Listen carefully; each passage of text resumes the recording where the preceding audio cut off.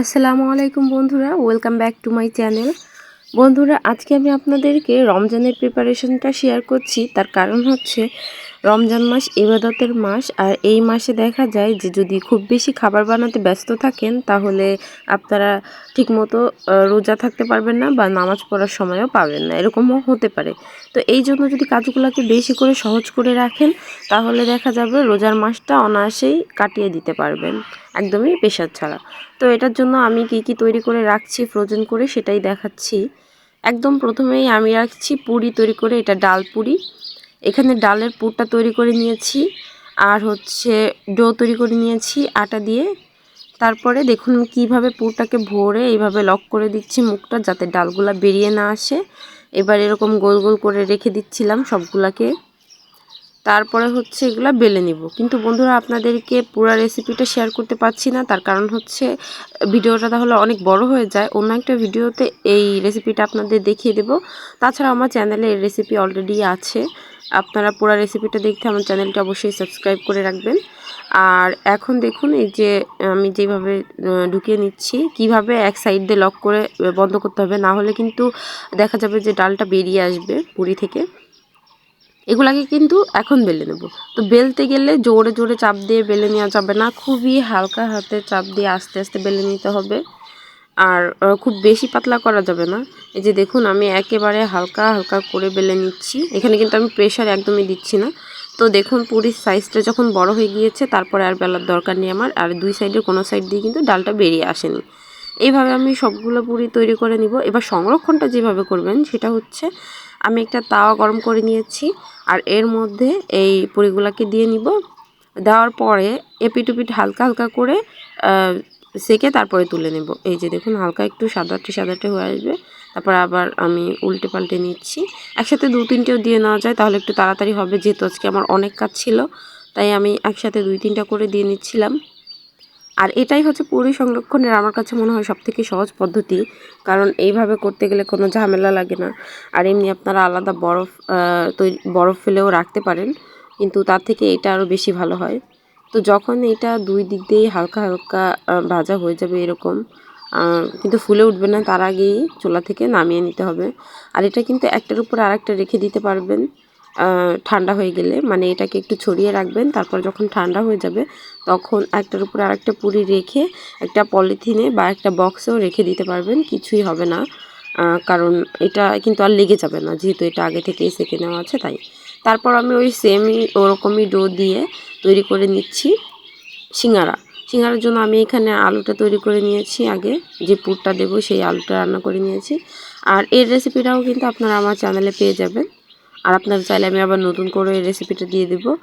আর তারপরে হচ্ছে এখন সিঙ্গারার জন্য এই যে দেখুন লম্বাটা একটা রুটি বেলে নিতে হবে। পরে রুটিটাকে দুই ভাগ করে নিয়ে আমি একটা ভাগে কীভাবে ভাজ দিচ্ছি এটা হচ্ছে ভিডিওটা দেখলেই ভালো করে বুঝতে পারবেন। একদম পারফেক্ট সিঙ্গারার ভাজ কিন্তু এটাই, এইভাবেই কিন্তু দোকানেও তৈরি করে।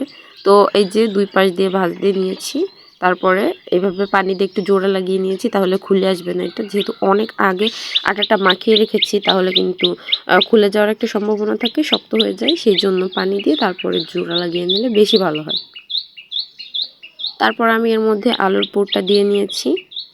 দেওয়ার পরে আমি আবার একটু পানি দিয়ে এক সাইডে লাগিয়ে নিব, পরে আর কি জোড়া দিলেই সিঙ্গারা কিন্তু হয়ে যাবে। তো সিঙ্গারা ভাজার আরও অনেক পদ্ধতি আছে, কিন্তু এইটা হচ্ছে এই পদ্ধতিতে ভাজটা দিলে একদম সিঙ্গারাটা দেখতে বেশি ভালো লাগে। দেখুন তৈরি হয়ে গেছে। এবার এটাও আমি আপনাদেরকে সংরক্ষণ করার পদ্ধতিটা অবশ্যই দেখিয়ে দেব, কিন্তু তার আগে আপনাদেরকে আরেকটা সিঙ্গারা ভাজ দিয়ে মানে দেখিয়ে দিচ্ছি যে কীভাবে ভাজ দেবেন। দুইবার করে দেখিয়ে দিলে হবে, আপনারা একটু ভালো করে বুঝতে পারবেন। তো এখানে যে ফটাফট করে আমি আরেকটা ভাজ দেখিয়ে দিয়েছি আপনাদেরকে। চাইলে আপনারা ভিডিওটা আবার দুইবার দেখে ভাজটা দেখে নেবেন। আর ভাজটা অতটাও কঠিন না যে পারবেন না, যাই হোক।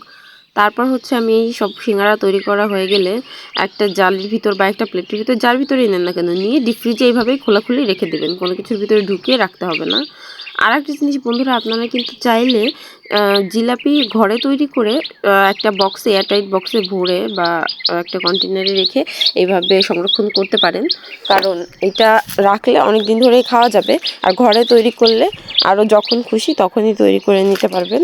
আমি এই সিঙ্গারার রেসিপিটাও আমার চ্যানেলে আপলোড দিয়ে দেবো ইনশাল্লাহ।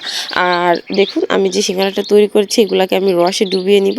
তারপরে হচ্ছে এটাকে তুলে আমি একটা পাত্রে নিচ্ছি। আর এটা যখন ঠান্ডা হয়ে যাবে, এখন হালকা গরম গরম আছে, আর দেখুন দেখতেও কত সুন্দর হয়েছে।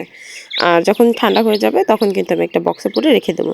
রমজান মাসে অনেক সময় দেখা যায় মুড়ির সঙ্গে জিলাপিও খাওয়া হয়, তাই এটাও তৈরি করতে পারেন। তো তারপরে আমার এখানে যে আদা রসুন পেঁয়াজ বেটে নিয়েছি, আমি জিরার গুঁড়ো এইসব করে নিয়েছি। নর্মালি আমরা ঘরে এইসব করি না, কারণ আমরা সবসময় পাটায় বাটা মশলাই ইউজ করি। কিন্তু এখন রমজান উপলক্ষে কিছুটা মশলা রেখে দিচ্ছি, যাতে আমাদের হুটহাট দরকার হলেই এটা বের করে নিতে পারি। সবসময় দেখা যায় যে বাটার এনার্জিও থাকবে না, এমনও হতে পারে। তো এই যে দেখুন পুরিগুলো ঠান্ডা হয়ে গেছে, এখন এইগুলোকে আমি একটার উপরে একটা রেখে একটা পলিথিনে রেখে দিচ্ছি, কারণ বক্সে রাখলে আবার অনেকটা জায়গা লাগবে।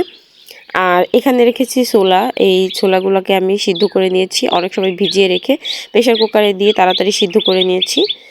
আর এই যে হচ্ছে সিঙ্গারাগুলো ফ্রিজে এইভাবে কিছুক্ষণ রেখে দিলে কিন্তু এগুলো শক্ত হয়ে যাবে। তারপরে এগুলোও একটা সাথে একটা মিশিয়ে পলিথিনে রাখতে পারবেন, এগুলো কিন্তু একটার সাথে একটা লেগে যাবে না। তার কারণ হচ্ছে যে এইগুলো এখন একদম শক্ত বরফ হয়ে গিয়েছে।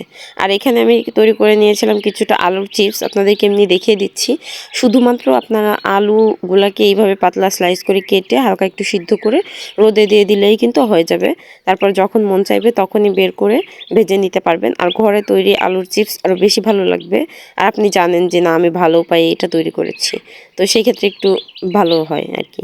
এবার আমি এইখানে হচ্ছে টমেটোর পিউরি বানিয়ে নিয়েছিলাম, এর মধ্যে কিছুই দেয়নি, শুধু টমেটোই ব্লেন্ড করে নিয়েছিলাম হালকা একটু সিদ্ধ করে খোসাটা ছাড়িয়ে। তারপরে তো বন্ধুরা আর আমার বাকি ছিল হচ্ছে এই যে ডাল, এখানে আমি ডাল পোলাও চাল এগুলো মিক্স করে তারপরে ব্লেন্ড করে ছোট ছোট এরকম আরও দু একটা বক্সে রেখে দিয়েছি। দেখুন বরফ পড়ে গিয়েছে, আরও আছে আমার কাছে এরকম বক্স। তো যখন মনে হবে খেতে হবে তখনই বের করে কিন্তু কিছুক্ষণ রাখার পরেই এখান থেকে নিয়ে তৈরি করা যাবে। তো এই ছিল আমার ভিডিওটা ভালো লাগলে অবশ্যই চ্যানেলটি সাবস্ক্রাইব করে পাশে থাকবেন। আর আপনারা অবশ্যই এরকম আগে থেকে রোজার আগে প্রিপারেশন নিয়ে রাখবেন, তাহলে আপনাদের রমজান মাসটা দেখা যাবে ইবাদত করার জন্য সুবিধা হবে। তো বন্ধুরা আজকের মতো আমি বিদায় নিচ্ছি।